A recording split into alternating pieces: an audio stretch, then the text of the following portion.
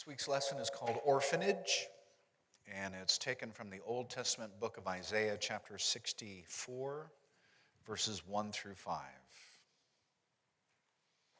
The prophet Isaiah says as follows: "Oh, that you would burst from the heavens and come down, how the mountains would quake in your presence.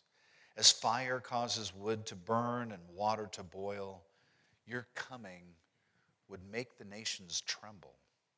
Then your enemies would learn the reason for your fame. When you came down long ago, you did awesome deeds beyond our highest expectations. And oh, how the mountains quaked.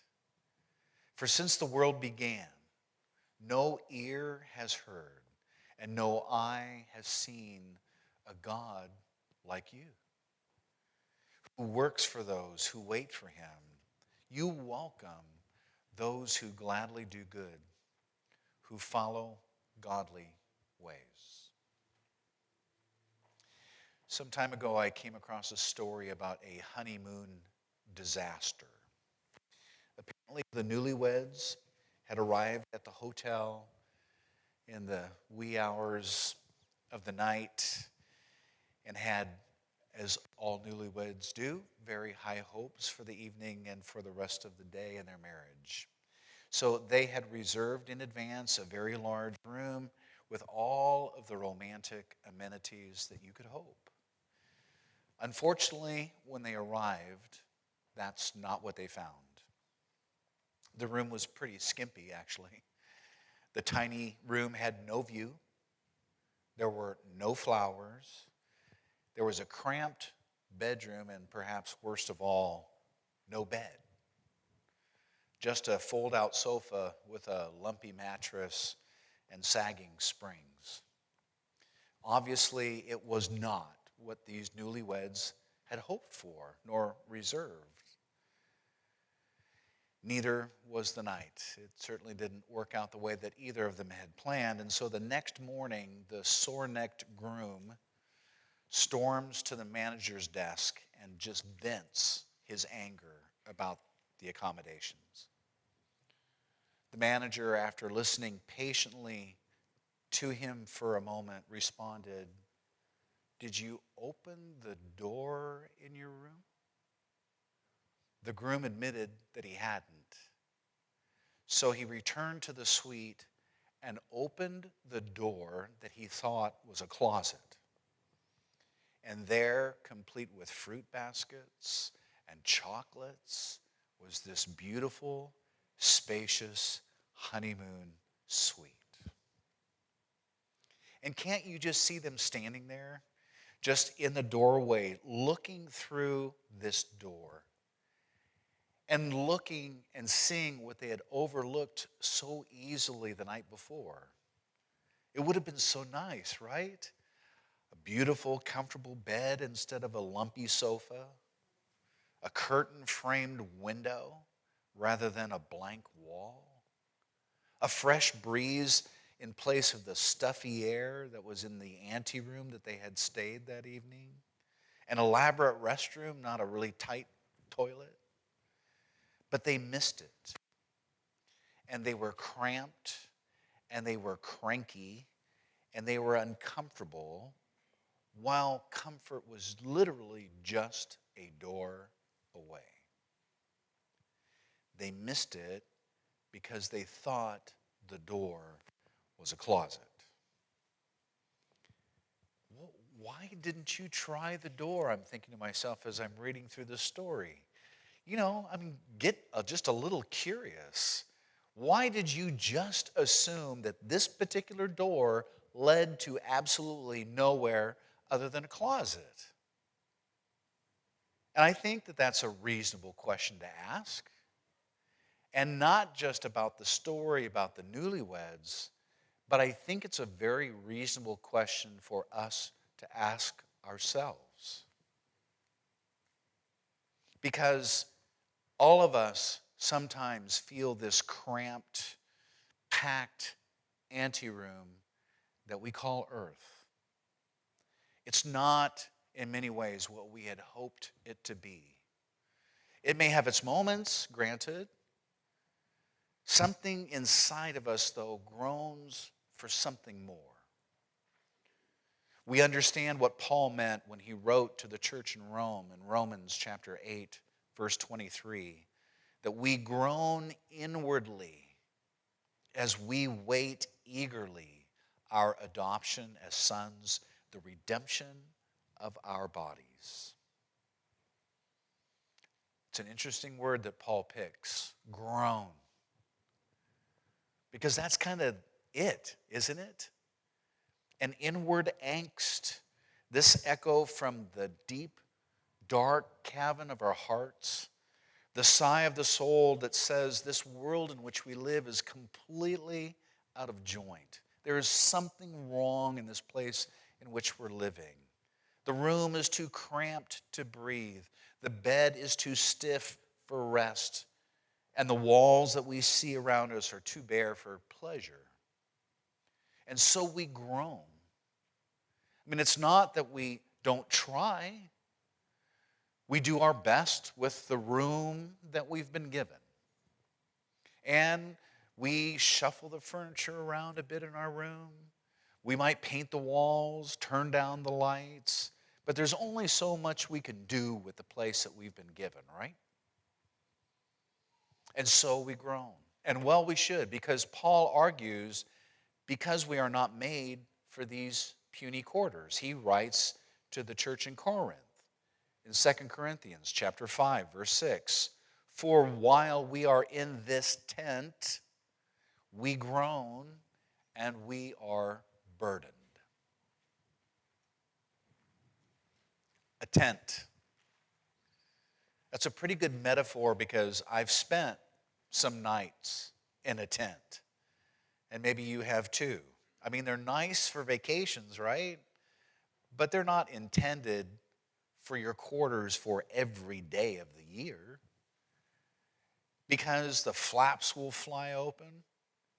The winter wind will creep from underneath that tent, or the summer showers will seep in through the roof above. The canvas gets raw, the tent stakes come loose. I mean, we need something better, don't we, than a tent? And Paul argues that that's exactly what we need. That we're presently living in tents, but we're asking and hoping for something better, something permanent, something painless, something more than this flesh and bone. And until we get it, we groan. And I know that I'm not telling you anything that you don't already know. I'm certainly not telling you anything new. Because you know that groan of the soul, don't you?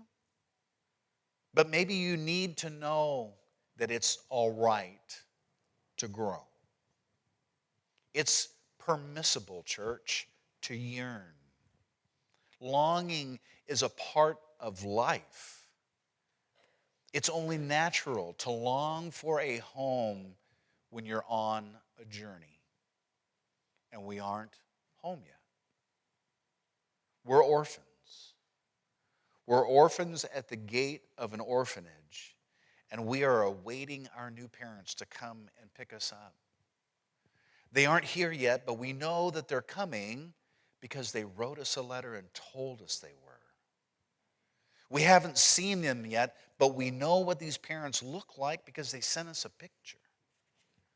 And we're not acquainted with our new house yet, but we have a hunch that the house that we're going to be moving into is awesome because they described it. And so what do? Here at the gate where the now already meets the path of the not yet, what do? Well, in many cases, we groan. We long for that call to come home. But until he calls, we wait. We stand on the porch of the orphanage and wait. And how do we wait? Well, we wait with a patient eagerness. And here's what I mean. Paul in Romans chapter 8, verse 25 says, We are hoping for something we do not have yet, and we are waiting for it patiently. And then 2 verses earlier, Paul says, we wait eagerly for our adoption as sons. Putting those two together, it is a patient eagerness. Not so eager that we lose our patience, but not so patient that we lose our eagerness either. And unfortunately, as human beings, we tend to trend in one direction or the other. On the one hand, sometimes we grow so patient that we fall asleep. Our eyelids grow heavy. Our hearts get drowsy. Our hope lapses. We basically snore at our posts. On the other hand, sometimes we get so eager that we become demanding. We demand of this world what the next world can only give us. No sickness, no suffering, no struggles. So we stomp our feet and we shake our fists and we forget that it is only in heaven that such peace is ultimately found. We must be patient, but not so much so that we don't yearn as well. We must be eager, but not so eager that we're not willing to wait. In other words, we'd be wise to do what that newlywed couple never did. We would be wise, church, to open the door, to stand in the entryway, to gaze in the chambers, to gasp at the beauty, and then, yes, wait. Wait for the groom to come. Wait for the groom to carry us, his bride, the church, over the threshold. The wise man Solomon said, God has planted eternity in the hearts of men. That's found in the Old Testament book of Ecclesiastes, chapter 3, verse 11. God has planted eternity in the hearts of men. But it does not take a wise person to know that people long for more than just this earth. Because when we see pain, we yearn. When we see hunger, we question why. Senseless deaths and endless tears and needless loss, where do all that come from? Where will they eventually lead? Isn't there more to life than death? So we try to quiet that little tiny voice inside each one of us, like a parent hushing a child, placing the finger against the lips and asking for silence. Sometimes we think, well, I'm just too busy to talk right now, or I'm too busy to think about it right now, or I'm just too busy to question it now. And so we busy ourselves with the task of staying busy. But every once in a while, we hear that song. And occasionally we let that song kind of whisper to us that, you know what, Randy? There's something more than this. There must be something more. And as long as we hear the song, we're comforted by it. As long as we are discontent, we will search. And as long as we know there's a far-off country, we will still have hope. The only ultimate disaster that can befall any of us is to feel ourselves at home here on earth. Because as long as we are aliens in this place, we can't forget our true homeland. It's as if unhappiness on earth cultivates this hunger for heaven by gracing us with this really deep underlying dissatisfaction. God keeps our attention.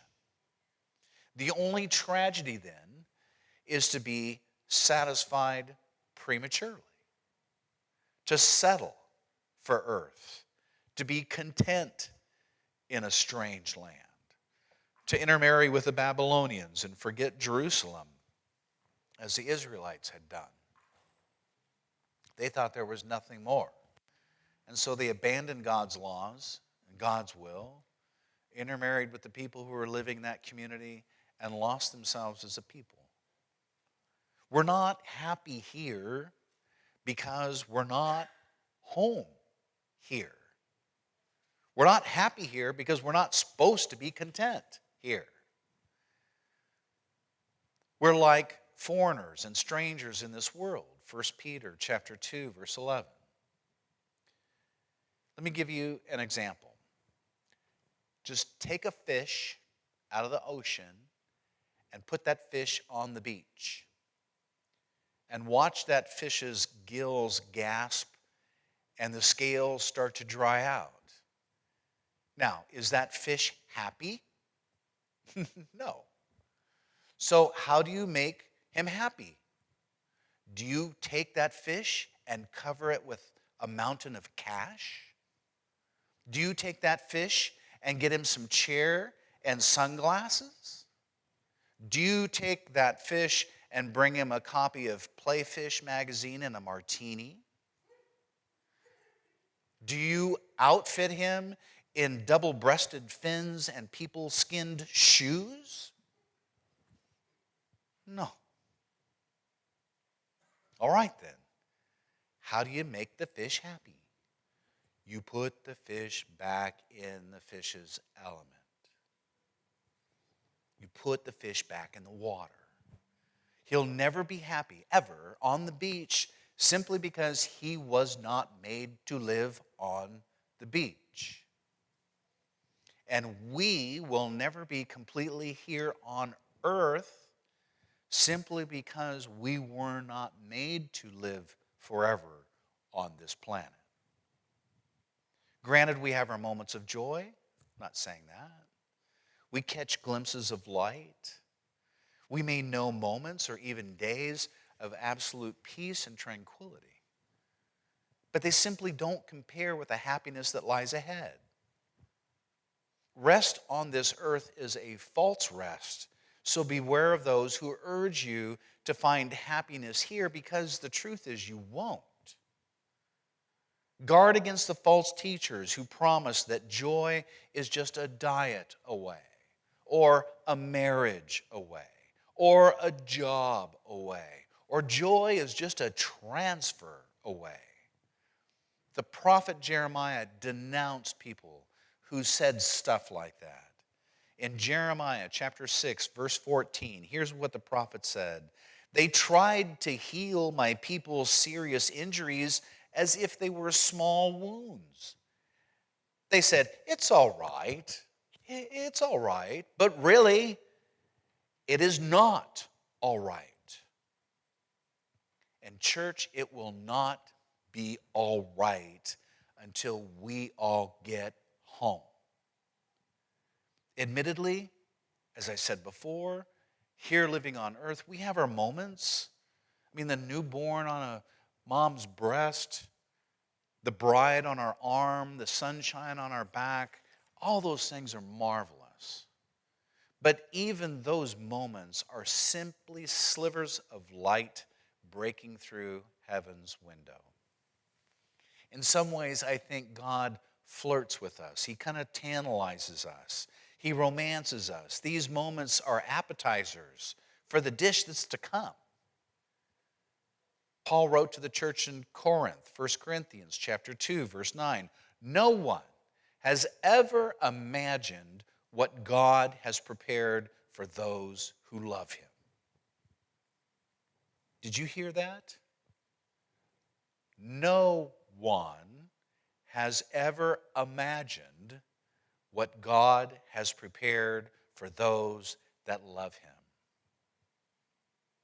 What Paul is saying is that heaven is beyond our imagination. We simply can't envision it. At our most creative moment, in our most deepest thoughts, at our highest intellectual levels, we still cannot fathom eternity. Try this. Imagine for you a perfect world, whatever that means to you. Close your eyes and try and imagine it. Does that mean peace? Well, then envision absolute tranquility. Does your perfect world imply joy? Then create your highest happiness. Will a perfect world have love for you? If so, ponder a place where love has absolutely no boundaries. Whatever heaven means to you, imagine it. Get it firmly fixed in your mind. Delight in it. Dream about it. Long for it.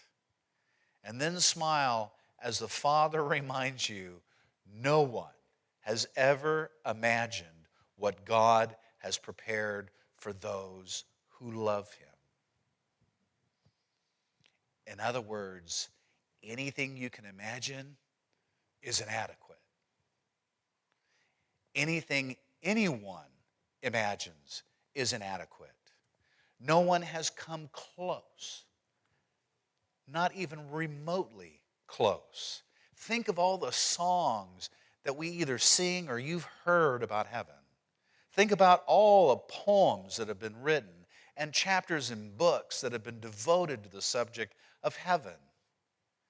When it comes to describing heaven, we're all a bunch of happy failures because it's beyond us. But church, it's also within us. So until then, be realistic.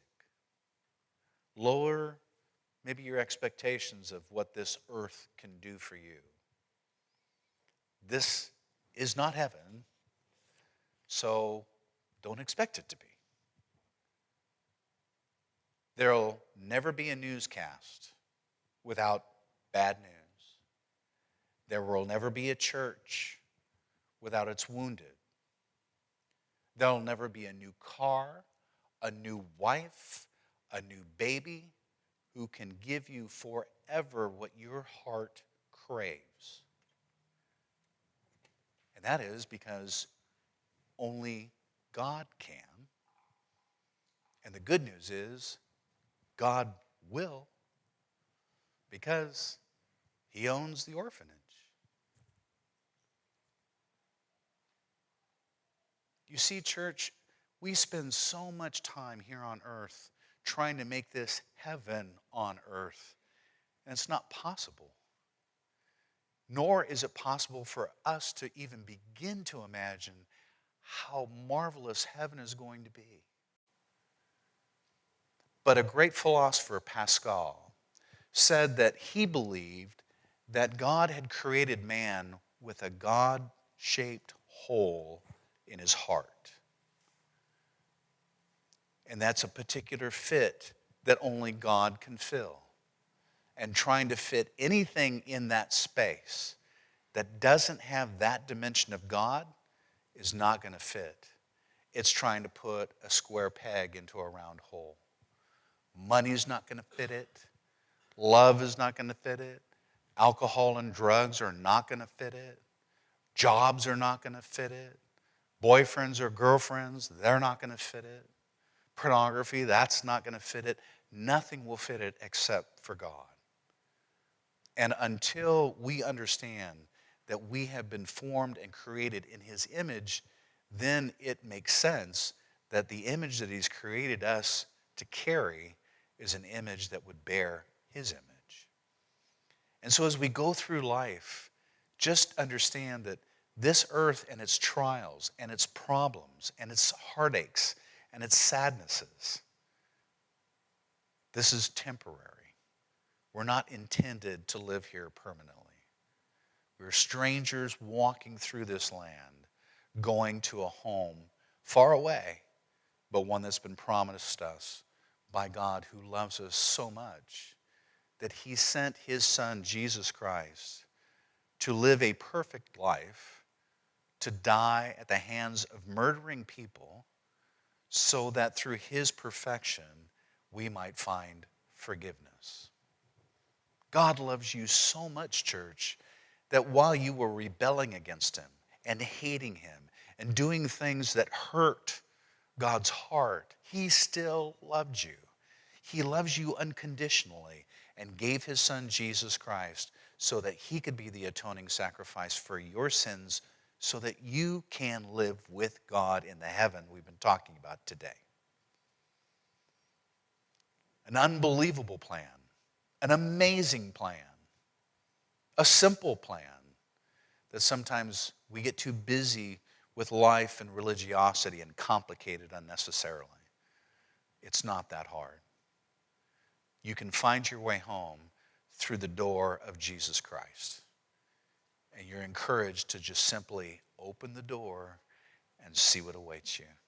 There's a banquet that's been prepared for each of us that will simply step through the door provided by Jesus Christ to live a life eternally with the Father who created us. So church, be encouraged. Understand that the trials and the tribulations of today is not what we were intended to live for eternally.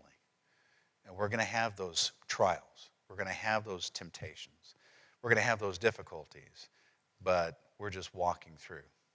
Our final destination is a place that doesn't have the trials and the temptations and the tears and the sadness and the heartbreak and the disease. It's absent from that place. It's perfect. In fact, it's so good you can't even begin to imagine what it's like. But it's fun to try. So this week, think about heaven. Give it some thought. Understand that that's where you're going and that you're just passing through this world to eventually see God in a heaven that he's prepared specifically for you. So if you have any prayer requests, you can hand them up at this time. We're going to sing the next song. Can you advance to the next slide? Thank you. Mansion over the hilltop. That's what we're talking about. A mansion over the hilltop. Can't quite see it, but we know that it's there. And that's where we're going. So as we sing this song, if you have any prayer requests, you can hand them up. We'll pray about them, and then we'll pray for our meal, and then we'll enjoy some time together over a brilliant lunch that has been delightfully planned by so many members here. A lot of hands making light work of many things to do, and the meal will be off the charts. So let's stand and let's sing.